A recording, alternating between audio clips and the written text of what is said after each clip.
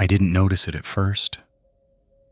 It was just a voice, buried under the usual murmur of foot traffic in the terminal. I was standing near Gate 14 in Terminal B of LaGuardia, the renovated wing, where the floor still smelled vaguely of caulk and new vinyl. It was 7:38 p.m., and according to the JetBlue app, my flight to Atlanta was still delayed for weather. I remember that detail, weather, because the real-time radar on my phone showed clear skies between New York and Georgia, a green corridor all the way down I-95. But I wasn't upset. There was nothing urgent waiting for me in Atlanta other than a conference room and a mid-tier hotel. So I stood there holding a lukewarm coffee and scrolling through the same 5 apps until the voice moved again, beneath the sounds of suitcase wheels and distant gate announcements. It wasn't someone shouting, not exactly, not loud enough to startle. It was more like the moment before a whisper catches your attention, a flicker of intention. It came from just beyond the frosted glass where the walkolators ended, near Gate 12.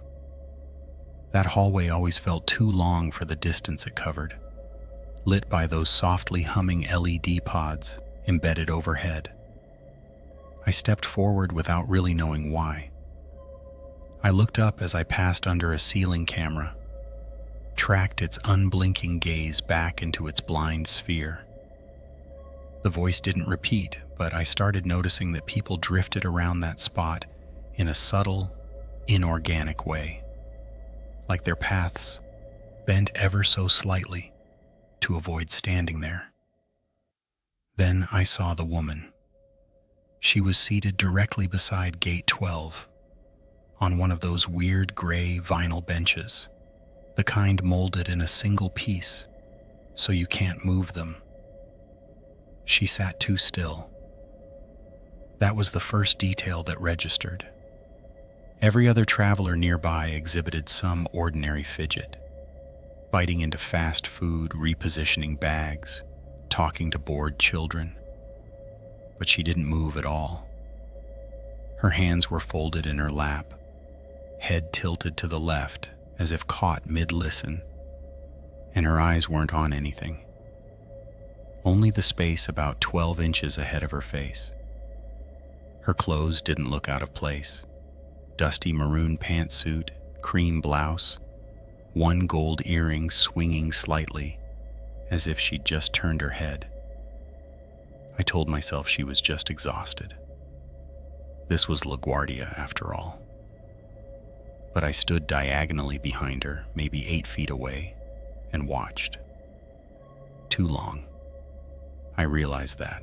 At some point, my phone buzzed with an update, not a text, one of those generic gate notifications, pinged from the airline app.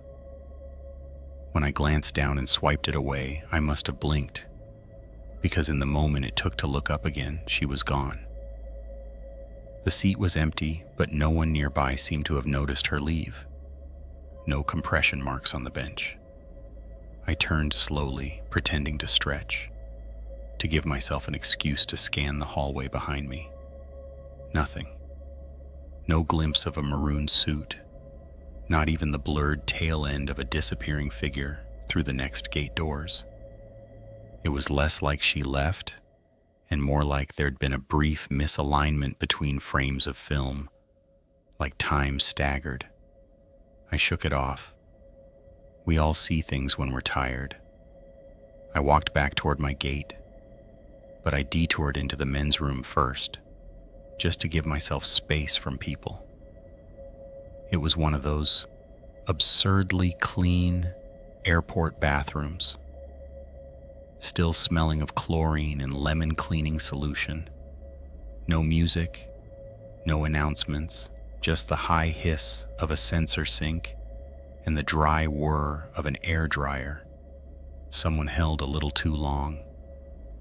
I looked at my own face in one of the tall, borderless mirrors, tired, pale, no signs of real stress. I ran cold water over my wrists, shook it off, and as I reached for a paper towel, I heard it again. My name. Just my name. Spoken low, just once, behind me. It didn't sound panicked or threatening, more like mild surprise or recognition. I turned, fast, and of course no one was there. Just a wall of beige tile and a closed janitor's storage cabinet.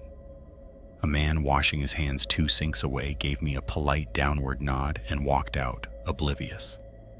Inside the terminal again, the announcement boomed that all JetBlue flights were undergoing further delays due to power issues linked to earlier weather, and the terminal lights dimmed imperceptibly before recovering full brightness.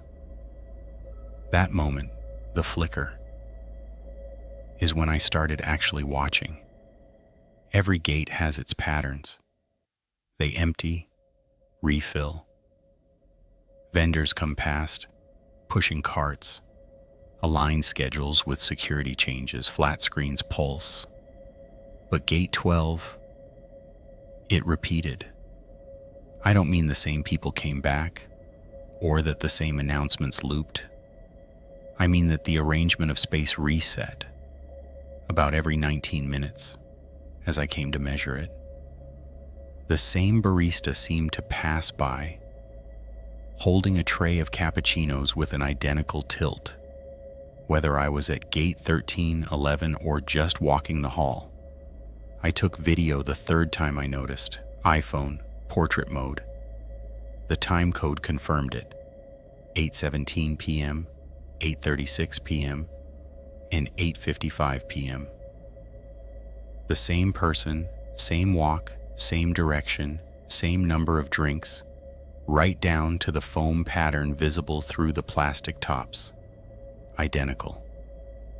That's when I started walking. Not toward the exit, not yet. That felt stupidly dramatic. I just strode away from gate 12, used the time to test my own senses. I told myself there had to be looping content on the airport TVs, or maybe I'd accidentally watched one TikTok loop too many and convinced myself I was stuck in a repeat too. But I focused hard. Each gate, step by step. At gate 7, a crying child had a bloody nose from a fall. Gate 8 had a man in a boot, cast, staring at the floor.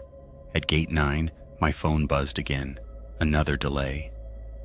When I looped back to gate 12, the woman was there again. Same posture, hands clasped, tilted head. Only now her gold earring wasn't swinging. It was gone entirely, leaving behind a tiny dented lobe. I stood sideways this time, half behind a pillar, pretending to adjust my backpack. I watched for 10 straight minutes. She didn't blink, didn't breathe. Another barista passed. I raised my phone, pretending to respond to a message, but recorded 30 seconds, just the same. When I played it back, no sound.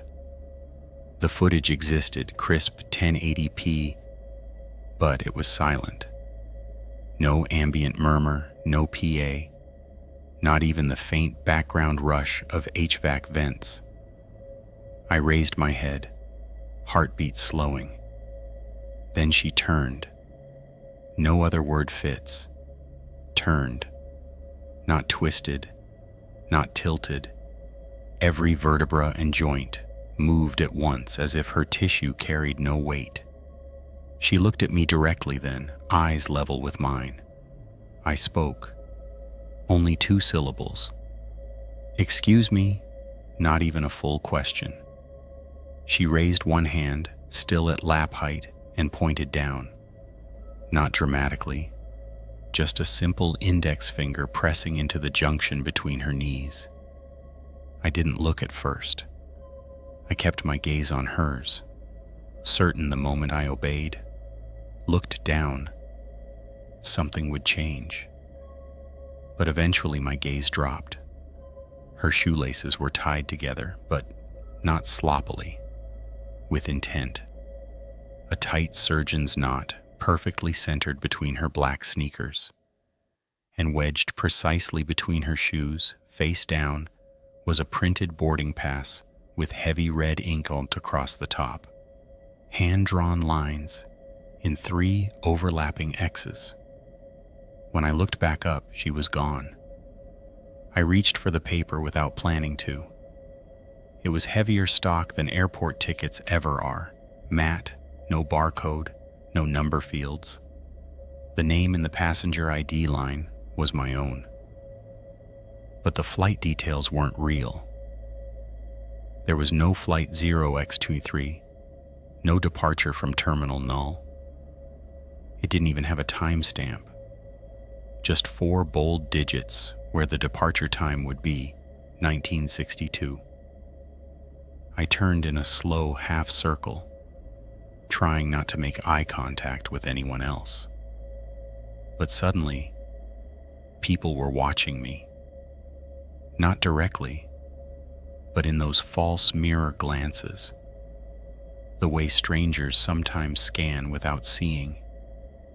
Except now I felt seen. I walked directly to a help desk. The woman working there wore a TSA badge but waved it off before I even spoke. "Can't help with boarding passes," she said, smiling with over-sincere fatigue. "Airline controls that." I tried explaining, not the whole thing, just the mention of Gate 12 and a mistaken ticket. She tilted her head. "There is no Gate 12, she said softly, then pointed to the map mounted behind her. Gates 1 through 11 on one side, 13 through 23 on the other. "Probably just a decal peeled or something," she added, but didn't check. I turned back. The hallway I'd come from was still there. Escalators, a Hudson News kiosk, half lit. Teenagers sprawled near power outlets. But when I passed back into the concourse, there was no Gate 12 between Gates 11 and 13. Just blank wall with a janitorial-only sign and a fuse box that had been painted over at least twice. I still had the fake ticket in my pocket. I went to the upper level, found one of those wide windows overlooking the tarmac and just stared. Pixelated outlines of baggage carts rolled in stuttering lines under flood lamps. The glass vibrated subtly under the roar of a taxiing plane, but then, reflected faintly in the glass, Gate 12. Not behind me. In the glass. A version of the terminal that didn't exist anymore. With the same benches, same carpet stains, and someone seated, again impossibly still, beneath that incorrect overhead sign. I turned, nothing behind me but a vending machine and a cleaning robot humming blankly past. She was back in my room 2 nights later. The Delta shuttle had finally transferred me to Atlanta via a late-night standby seat after apparently misplaced scheduling logs. That's what customer service told me, though one agent swore I had already boarded. My hotel was in Midtown near the High Museum. I barely remember checking in. I kept glancing at reflective surfaces, elevator doors, darkened hallway mirrors. The screen of my phone gone black. I didn't even tell myself it was fine anymore. I just avoided sleep. But when I blinked awake near 3:49 a.m., my eyes opened to her, sitting in the corner of the room, not moving. Shadow from the hallway light split her face until it almost wasn't hers. Her finger, always the same ungloved finger, pointed downward, at nothing, because there was no slip, no marker, just shadow, and that unbearable stillness. This has happened now 6 times. Chicago O'Hare, Union Station in D.C., the mirrored elevator near Top of the Rock. Each time my name spoken, then the glance. Always a moment where the world repeats. That 19-minute tick, a full cycle resetting without consent. And at its heart, her featureless, remembering stillness. The final time, so far, was 1 week ago, in the parking level beneath the Seattle Public Library. As I walked toward my rental, I noticed the car's headlights were already on, though the engine was cold. Inside the driver's seat, not her, but me. A second me, slumped slightly, facing outward, mouth slightly open, as if forming the first syllable of something. Before I could reach the door, the car vanished. Nothing else happened that night, but I've kept the original boarding pass. It doesn't decay, tear, or curl. Xeroxes show only a blank page. Hotel scanners jam when I bring it near. Airport metal detectors stall, forcing hand-wanding until I'm cleared without explanation. There is no Gate 12. But when the world slips, when some hinge of time or choice leans too hard on its sockets, it sometimes appears, and she waits, and every time she points a little closer to something I still don't want to see.